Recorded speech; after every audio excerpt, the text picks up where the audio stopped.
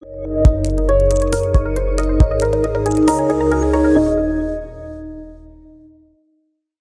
மாதிரி அண்ணன் கந்தசாமி அவர்கள் பல மாதங்களாக நாங்கள் சேர்ந்து பயணிக்கிறோம்.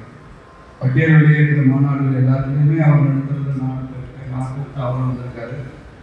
அவரும் மதுரை நாடாளுமன்ற தொகுதியில் வெற்றி பெற்றே தீர்வதுன்ற உறுதியோடு இங்கே வந்து தங்கியிருக்கிறாரு. வெற்றி விழா கொண்டாடி தான் திரும்ப ஊருக்கு போறேன்னு சொல்லியிருக்கிறாரு. அதனால அவரும் ஐயா பேரு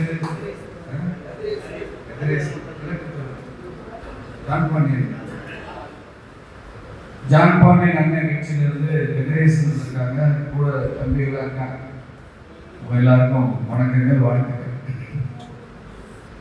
உங்களுக்கு தெரியும் அரசாங்கம் வந்து தெரியுமா, 7 வகையான உட்பிரிவுகள் பேர் இருந்து அது வந்து அமித்ஷா அவர்கள் மந்திரிக்கு வந்து அந்த பிரகடனத்தில் கையெழுத்து போய் அப்புறம் டெல்லிக்கு போய் பிரதமரை பார்த்து பிரதமருக்கு நான் செஞ்சு தரேன்னு சொல்லி தமிழ்நாட்டுக்கு 6 முறை பிரதமர் வரும்போது பொதுக்கூட்ட மேடைகளிலேயே தேவேந்திர குல வேளாளர்கள் பேரை உச்சரிச்சு இந்த சமுதாயத்துடைய பெருமையெல்லாம் 10 நிமிஷம் பிரதமரே பேசி கடைசி அரசாணை வந்த வரைக்கும் அந்த கதை உங்களுக்கு தெரியுங்களா தெரியாதா?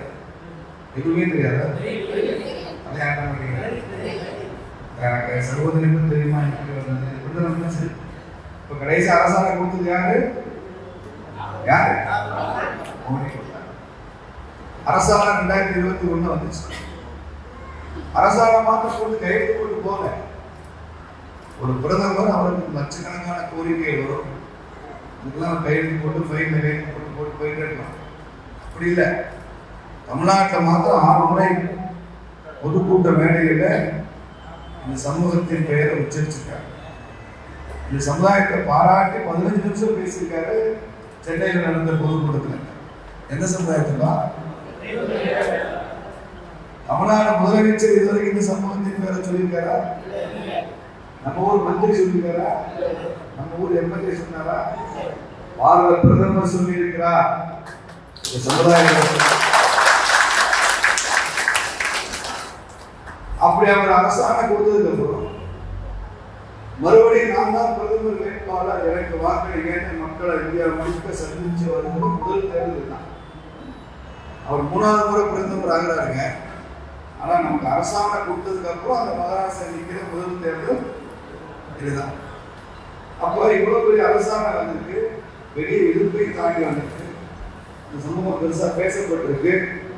தமிழ்நாட்டில் எந்த கட்சியும் ஆதரிக்கிறதுக்கு ரிஸ்க் எடுக்க தயாரா இல்லாத நிலையில தனி ஒரு கட்சியா பிஜேபி அகில இந்திய அளவில் ஆதரிச்சிருக்கு. அப்படி ஒரு கட்சிக்கு, அப்படி ஒரு பிரதமருக்கு தாமரை சின்னத்தில் ஓட்டு போடுறதுக்கு நமக்கு இங்க இருக்கிறாங்க தயக்கம் இருக்கா? நம்ம சமூகம் சார்ந்தவங்க தயக்கம் இருக்கா? இருக்குமா? அப்படி தயக்கினாங்கன்னா நீங்க போய் சரியா சொல்லலன்னு இந்த விஷயத்தை அவங்களுக்கு தெரியல. அரசாங்கம் எப்படி வருவது, மோடி ஐயா என்ன செஞ்சாரு, அமித்ஷா என்ன செஞ்சாரு. இப்போ இதை அமித்ஷா வரைக்கும் எடுத்துட்டு போய் நரேந்திர மோடி எடுத்துட்டு போய் அவங்க எல்லாம் இதை வந்து கவனிக்க சொல்லி இந்த அரசாங்கம் முழுசா வர்றதுக்கு ஒருத்தர் காரணமா இருந்தார். மதுரையில் பேர் தெரியுமா அவங்களுக்கு?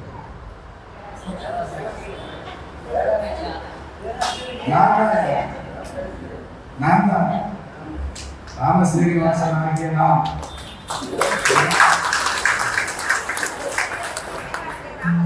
உங்களுக்கு நடிகர் யோகி பாபு தெரியுமா? யோகி பாபுன்னு ஒரு நடிகர் இருக்காரு. புரோட்டா சூரி தெரியுமா? அதெல்லாம் தெரியும். நம்ம சமுதாயத்தை யாரும் உயர்த்துறாங்கன்னு தெரியாது. நமக்கு புரோட்டா சூரி தெரியும், நயன்தாரா தெரியும், சினிமாக்காரெல்லாம் தெரியும். தப்பு இல்லை, தெரிஞ்சுக்கங்க. ஆனா சமூக உயர்வுக்கு யாரெல்லாம் உழைச்சிருக்காங்கன்றது சேர்ந்து தெரிஞ்சுக்கணும் இல்லையா? அதனால இதுதான் பின்னணி. இப்ப அடுத்த கட்டமா இந்த சமுதாயம் பட்டியலில் இருந்து வெளியேற விரும்புது. அப்படித்தானே? இங்க இருக்கிற எல்லாருக்கும் அதை உடன்பாடா? எல்லாருக்கும் இஷ்டமா? எல்லாருக்கும் இஷ்டமா? பட்டியல் வேண்டாம், நாங்க எஸ்சி இல்லை அப்படின்னு சொல்றது தயாரா இருக்கோம், சொல்றோம். இது வந்து நாடு முழுக்க பெரிய சவால். ஏன்னா இவ்வளவு நாளா நம்ம தமிழ்நாட்டில் திராவிட கட்சிகளை என்ன சொல்லி வளர்த்துருக்காங்கன்னா, சமூக நீதினால ரிசர்வேஷன், இடஒதுக்கீடு. இடஒதுக்கீடு வந்தால் தான் எத்தனை % ரிசர்வேஷன் தான் சோசியல் ஜஸ்டிஸே இருக்குன்னு அர்த்தம், சமூக நீதி இருக்குன்னு அர்த்தம். இப்படி சொல்லி சொல்லி வளர்த்து வச்சுருக்கோம். எங்களுக்கு எத்தனை பர்சன்ட் கொடுப்பாரு, எத்தனை பர்சன்ட் உள்ஒதுக்கீடு கொடுப்பாரு, எப்படி வளர்ந்தது. இப்போ அவங்களுக்குலாம் என்ன அதிர்ச்சியா இருக்குன்னா, நம்ம இப்படிலாம் சொல்லி ஒரு 50-60 வருஷமா களத்தை தயார் பண்ணி வச்சிருக்கோம். ஆனால் இங்கே ஒரு சமுதாயம் மொத்தம் எழுந்துருச்சு. நான் எஸ்சியே இல்லை, நாங்கள் பட்டியலே இல்லை, வெளில போகணும்னு சொல்றாங்க, எங்களுக்கு இடஒதுக்கீடு வேண்டாம்னு சொல்றாங்க, அதிர்ச்சி அடைஞ்சிருக்காங்க.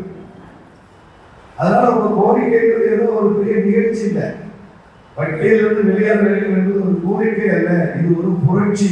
அது தெரிஞ்சுக்காங்க, இது ஒரு மகத்தான மௌன புரட்சி, மக்கள் புரட்சி. இந்த கோரிக்கை வைக்கிறதுக்கு இந்தியாவில் எந்த சமுதாயம் தயாராக, எந்த சமுதாயம் தயாராக இல்லாத ஒரு ரிஸ்கை நிறைவேற்ற சமுதாயம் எடுத்திருக்கு அப்படிங்கிறது தான் நம்மளுடைய பெருமை, நம்ம பெரிய பாராட்டு.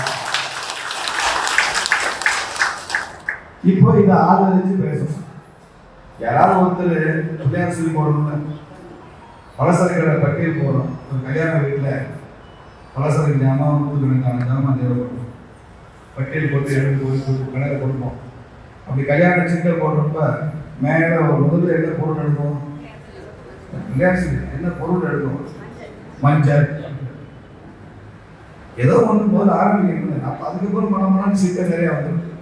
ஆரம்பிக்கிறப்ப மஞ்சள்னு போட்டு ஆரம்பிக்கும். அப்படிதான் பட்டியலுடையதற்கு தமிழ்நாட்டிலேயே முதல் முறையா மதுரை நாடாளுமன்ற தொகுதியில் தேர்தல் வாக்குறுதி கொடுத்து நான் இதை நிறைவேற்றுவேன்னு சொல்லியிருக்கேன். அந்த தேர்தல் வாக்குறுதிக்கு கையெழுத்து வேற போட்டுருக்கேன். என் கையெழுத்து போட்டு சொல்லியிருக்கேன். அது அந்த வீட்டு இருக்கவங்களுக்கு அதை எடுத்து வாசிச்சு செல்ல இருக்கு, உங்களுக்கு அனுப்புறேன். எல்லாருமே உங்களுக்கு கண்டு சார் அனுப்பிச்சுடுவாங்க.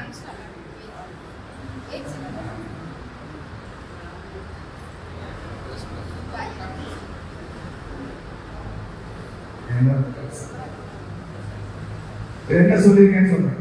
இது பிரிண்ட் அச்சடிச்சு வரும். ராம சேவாசனா இல்லைன்னா கைத்தறி இருப்பாங்க, அமைச்சரா பதவி கொடுப்பாங்க. தேவேந்திர வேளாளர் சமூகத்தின் பட்டியல் வெளியேற்ற கோரிக்கை வலுவடைந்து வருவதா? இது சமூக நீதி பற்றிய ஒரு புதிய புரிதலை இந்திய அரசியல் களத்தில் உருவாக்குகின்ற காரணத்தால் அக்கோரிக்கை நியாயம் என்று கருதுகிறேன். நான் மதுரை பாராளுமன்ற உறுப்பினராக தேர்ந்தெடுக்கப்பட்டு டெல்லி செல்லும் போது பட்டியல் வெளியேற்ற கோரிக்கைக்கு முழு மனதுடன் பாடுபடுவேன் என்று உறுதியளிக்கிறேன்.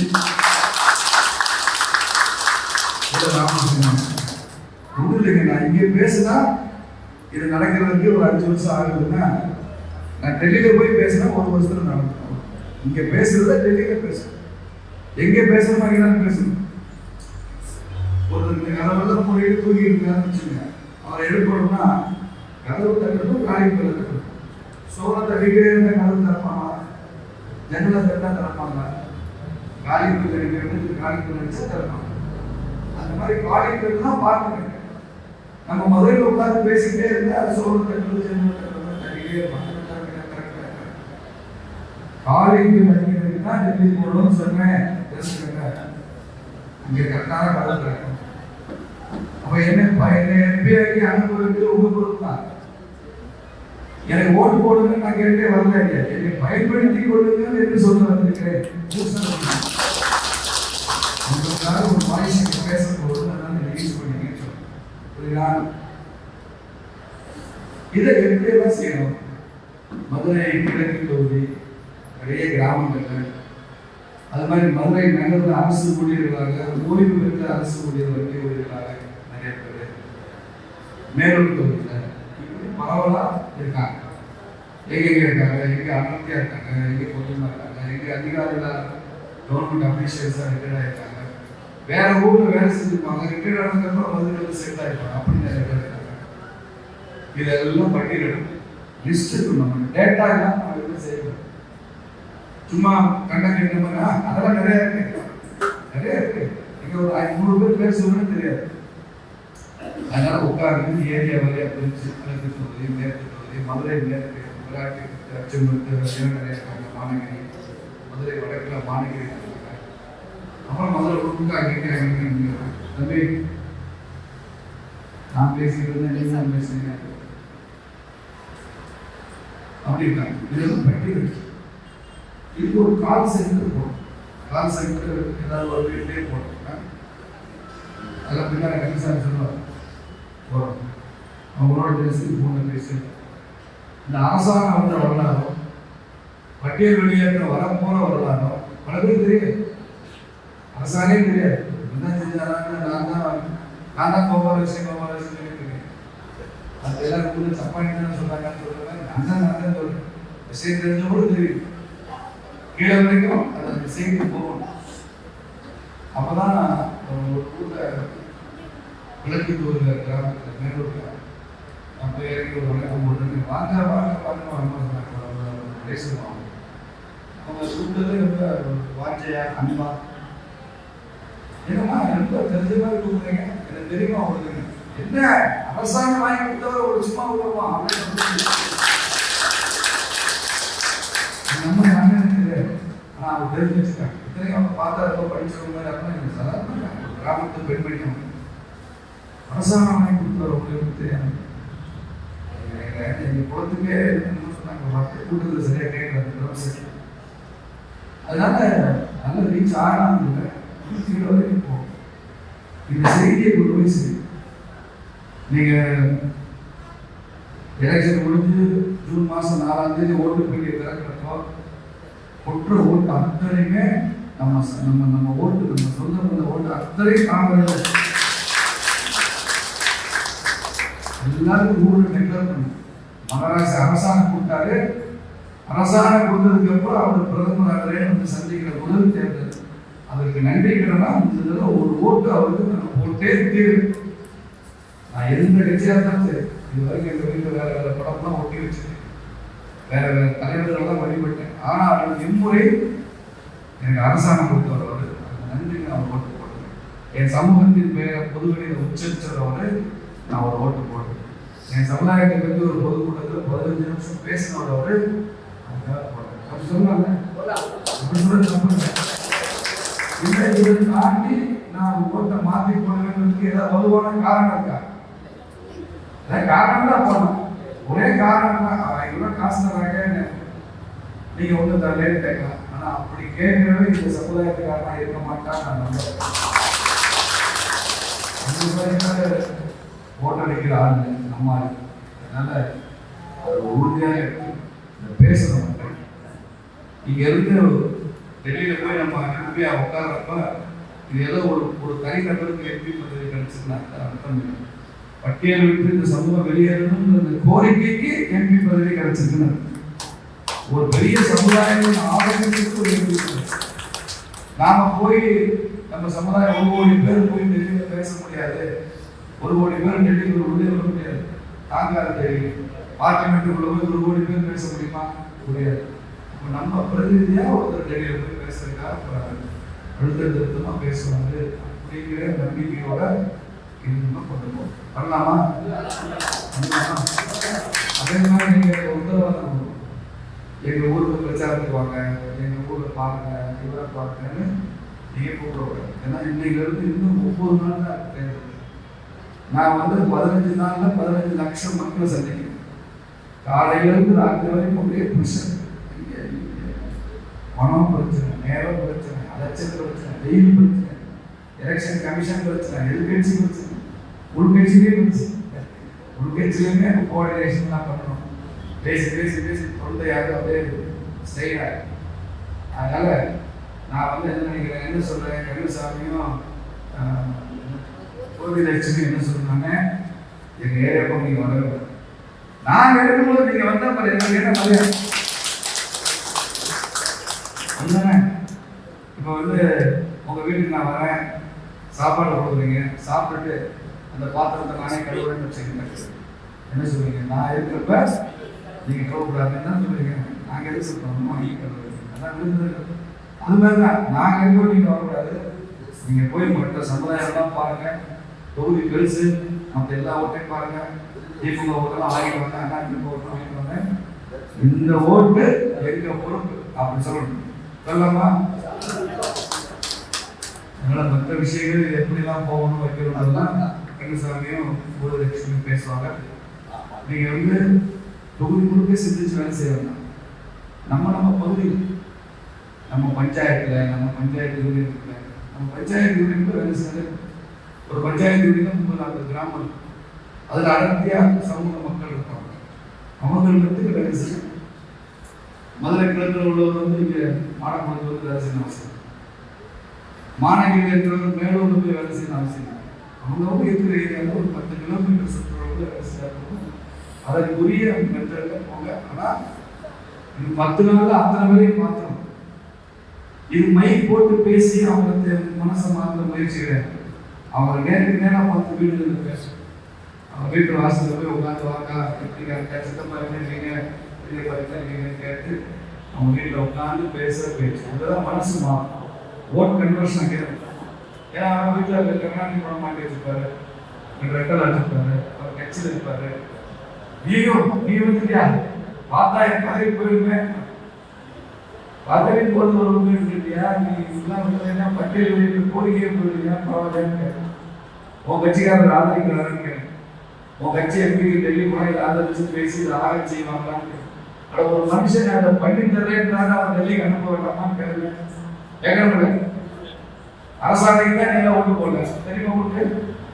அரசாங்கம் வரும்போதுங்க மசோதா வந்து சட்டமா இருந்தப்ப நாங்கள் இத்தனை வருஷம் ஓட்டு போட்டோம்னா திமுக காங்கிரஸ் இதுல யாருமே இந்த சமுதாயத்தோட அரசாங்க தேவேந்திர வேளாளர் அப்படின்னு மாற்று அரசாங்க ஓட்டு போடல.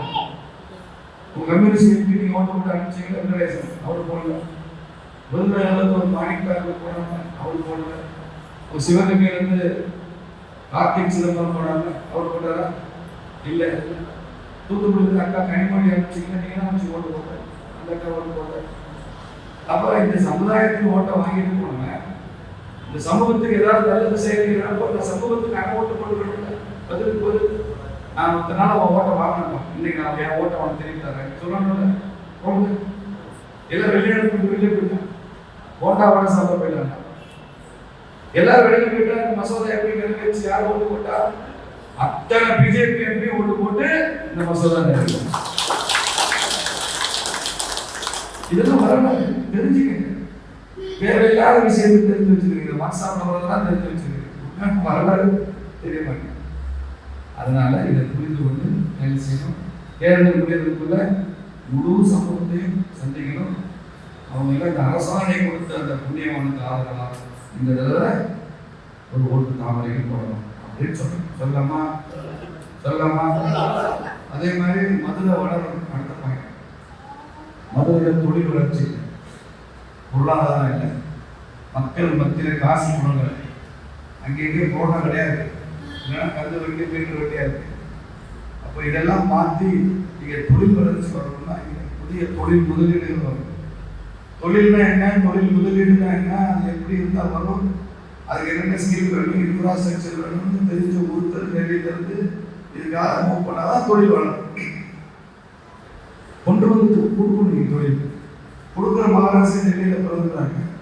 அதை வாங்கிட்டு வர்ற மகாராஷ்டிரா தான் காரணம். கொடுக்குறவரை கொடுக்குறாரு, வாங்கிட்டு வரணும்ல. நம்ம அனுப்புறாதான் வாங்கிட்டு வர்ற மகாராஷ்டிரா இருக்க மாட்டான், வாங்கிட்டு மகாராஷ்டிரா.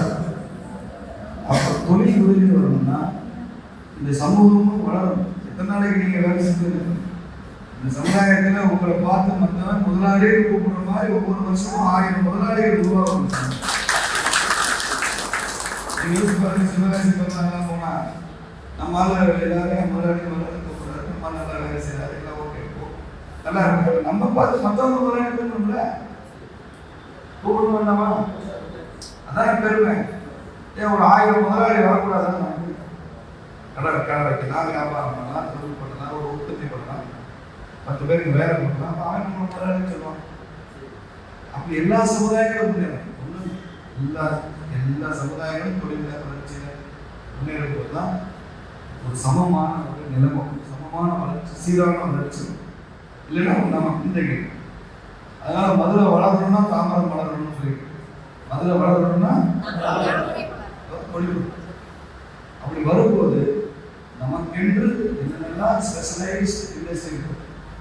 உதாரணமா நம்ம சமூகம் அதிகமாக இருக்கிற ஒரு கிராமப்புறத்தில் ரொம்ப பெரிய ஒரு டைரி ஃபார்ம் சொல்கிறோம், மிகப்பெரிய பால் பண்ண. நம்ம எவ்வளவு பால் உற்பத்தி பண்ணாலும் அப்படியே வாங்கி எடுத்து ரஷ்யா ரெடியாக இருக்காங்க. ஏற்றுமதி நேரடி அவன் கேட்குற மாதிரி உற்பத்தி பண்ணி கொடுக்குறான். ஒரு சொட்டு பால் கூட வீணாக்காம அத்தனை இடத்துல பசுவ தெய்வமாக வழிபடுற சமுதாயம் சொல்லி தான் அமித்ஷா பாராட்டாரு.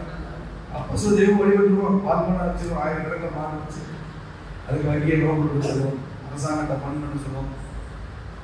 அவன் மிகப்பெரிய பால் பண்ண உதாரணத்துக்கு சொல்றோம். விவசாயம் பண்ற இடத்துல கோல்டு ஸ்டோரேஜ், வேல்யூ அடிஷன். மாங்கோப்பு வச்சுட்டீங்கன்னா அந்த மாம்பழத்தை வச்சு மாங்காயை வச்சு எல்லாம் வேல்யூ அடிஷன் ப்ராடக்ட் உற்பத்தி பண்ண முடியுமா, பண்ண முடியும். இதுக்கு தொழில் வளர்ச்சியும் இந்த சமுதாயத்தை கொண்டு போகலாம்.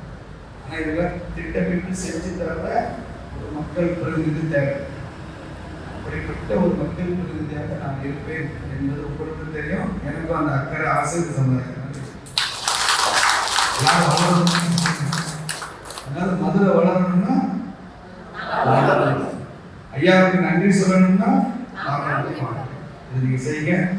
இப்போ அடுத்த நிகழ்ச்சிக்கு தான் நான் கிளம்புறேன்.